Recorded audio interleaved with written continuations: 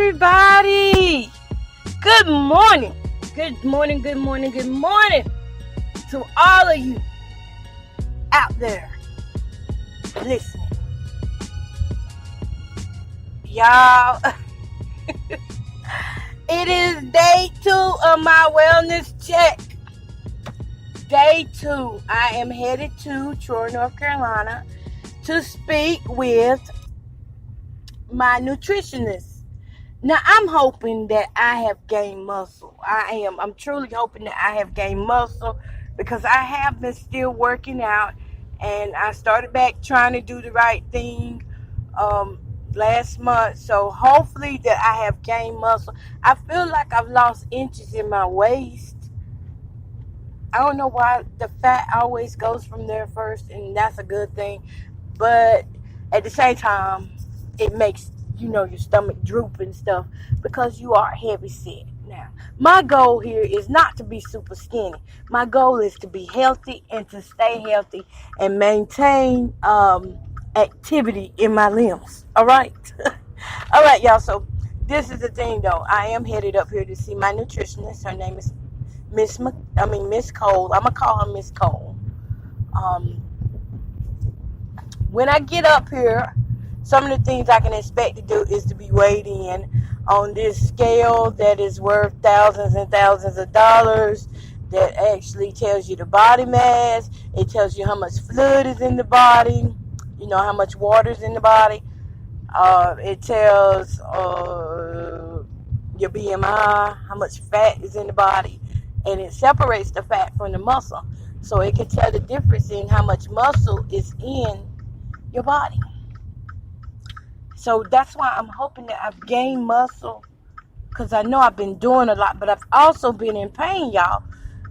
Because the one thing about it, they tell you eat meat, but if you're a person that has gout, meat is going to be kind of a hindrance to you. So I'm going to have to talk with her today about, it's got to be different ways that I can get the protein in a way that would be nutritionist for my body. And yet, just stay away from meat as much as possible, because this meat has got my knees swollen from gout. And that can be coming from not drinking too much water too. Dang it, I forgot about that. Because my doctor did talk to me about drinking more water yesterday. The things we have to do to live. Don't you just love it? So I do need to increase my water intake. I do know that because of the cramps he said that I was having in my legs were coming from, not enough water. And I'm one that preaches, drink your water, drink your water, drink your water. I'm not a hypocrite. I'm just, I do drink water. It's just that I haven't been drinking much of it. Because you know what? That's why I tell you, your mental and your physical go together. If your mental is not right, your physical will not be right. That boy walking like that. He walk like he got something pushed up in his batunko. But yeah, it won't be right. If your mental is off, if you're going through depression and anxiety, you can't eat well because you don't feel well enough to eat. And so therefore you try to grab little bits and pieces here and there, and that's not good. On the other hand, if you learn how to eat more balanced, then you won't have as much mental problems because your brain will be well nourished. So it all works together. Ain't that something? And that's something we don't take time to realize in our life, is that what we do put in our body does make a difference. And I know I have been the last few years I hadn't really been putting nothing bad in. Well, yeah, I did. Let me stop. I ain't even gonna go there with a lie.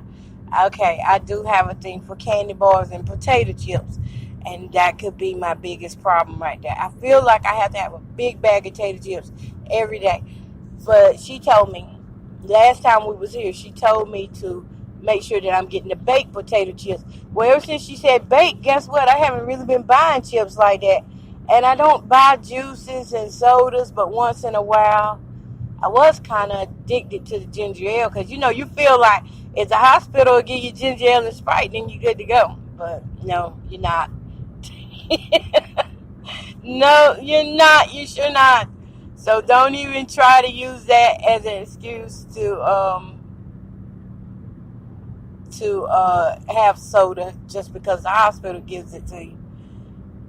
You know, it's not a good excuse. But that's one of the excuses that I did make. But I'm ready to face today and see what she has to say. I'm hoping to get good news. I'm hoping to have, according to the scale yesterday that I was on, which is not as unique as this scale, they said I was the same amount of pounds that I've been for the last 3 months, but I'm not too much trusting in those nurses because I do happen to know that I've been there on occasions when the nurses would say, oh, well, but don't worry about it. I used the weight that you had last time or something like that, you know. So those people aren't worried about my weight. You know, they're not worried about my weight. But my nutritionist is. And so I trust what my nutritionist says because so far she has not lied to me. And I forgot to bring my food journal because I did not do it. I didn't do my food journal. And I was supposed to have done it. I'm also taking vitamins now. A 1-a-day women's vitamin to help get some of the nutrients back in my body. I'm gonna be honest. It's mainly me, and I can't blame nobody else for it. It's just me, and it's like staying focused is really hard because you can do so well for 1 month or 2 weeks, and then when life starts throwing stuff at you, right time you start feeling good about yourself, you feel a little cute. Life will start throwing stuff at you, and then you be like, forgot about what you're supposed to be doing for you and start doing for others again. And then sometimes you just don't do nothing at all. Once you get into depression, you just don't do nothing at all. And sometimes, you know, when I go through my little spells of depression, which I thank God, because God is working on me with that, because it does not last as long as it used to last now that I know somewhat what to do. And I don't think that any one depression cycle is ever the same. It's always a different focus in your mind, and it takes something to happen in your life to snap you out of it. It takes a special voice to come into your ear to snap you out of it. Because you can be so far gone on all the things that's wrong. Not construction again today. Y'all know I'm driving. You probably hear the car. Oh, snap. Construction today. We have to, it just takes certain things. You know, a person with a joyful, good spirit can help you sometimes. It's good to have joy and laughter in your heart, because if you don't have joy and laughter, then it's hard to come up out of that. And if you don't hang with people who can bring that best out of you, it's hard to come up out of that depression. Inmates working today. Same one from yesterday. Got a beard. Yeah, so getting the right people in your life that have somewhat of understanding of what joy is makes a difference. Pastor didn't wave. I waved at you. I didn't have to. So yeah, getting some type of understanding can help you out a whole lot when it comes down to depression and anxiety. And that's why I thank God for therapy. Now, my therapist is a faith believer. So she allows us to use our prayers, our prayer life, our relationship with God to help us heal. She allows us to do that. So whenever you go out getting your team of people up to help you get you together, make sure that you got some faith believers.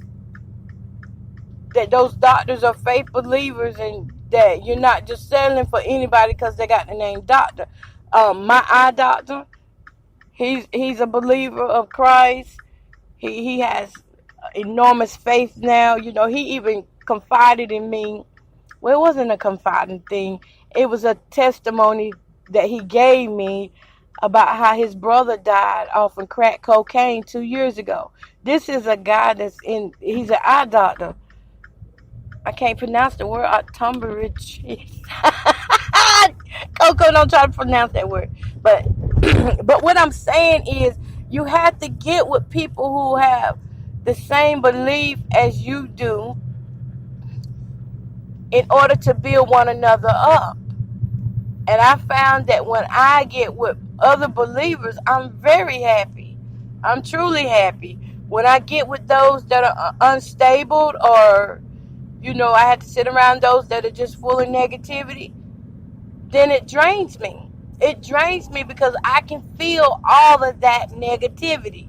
I can feel like I can be standing around somebody, and it's like, you know, what you call vibes. What you call vibes, I call emotions. I can feel people's emotions, and it's heavy. It gets heavy at times when you're around negative people, and you know better. You know what to do. But when you got a whole room of negative people thinking the same way, who don't want to believe that God is going to really come through, you know, it becomes overwhelming. And we can't do nothing about what other people believe. We can't. We can just be a light and learn how to endure, because we got those family members that are like that. We got those friends that are like that. And you have to find some type of way to relate to them, because you love them and you don't want to be away from them. You love them. But yeah, so when that depression hits, I had to get around somebody who's believing the same thing that I'm believing, who knows that we can laugh together, we can have a great time together, joy together, and those chains break. They break. They do come back. I don't think we gonna ever get away from these things. As long as you live, you always gonna be under attack. It don't matter who you serve. I mean, just being real. It rains on the just and the unjust. It don't matter what you believing in. In all life, somebody gotta die, somebody gotta live. And I just hope that y'all are living y'all's life to the fullest. And living my life to the fullest right now is making sure that I'm well. That's what living my life to the fullest is right now. Making sure that I'm well mentally and spiritually and physically. And I am enjoying that, taking care of me, because then it gives me the strength I need to go out and take care of others. Then I can go love on others. When I love on me, I can love on others. You know, why would I do something for others and not do it for myself? I think a lot of people lose themselves like that. When they go out here and they don't want to take time to rest. Oh, if I don't get it done, if I don't go do it, it can't be done. Yes, it can be. It can be done. Trust me, if your tail was dead, it would still be getting done. Never underestimate who God has on call. And at one point, I think I was in that place where I was underestimating who God could get to do the job. And that's when I didn't know better. And I didn't want to take no rest. I felt like I had to be doing something in the industry 24/7. I felt like I had to have my hands in everything when I first came into the gospel industry. And it seemed like I could never get nothing done. It seemed like I couldn't get the names that I needed to be on one accord with, to pull with me. It seemed like I could never get noticed. But then, mind you, now that's when I was first getting saved. That's when I was really showing off a babe in Christ, like showing up just freshly newborn, like the newborn baby sin and all. Okay, so that's when that was. And it felt like I was working so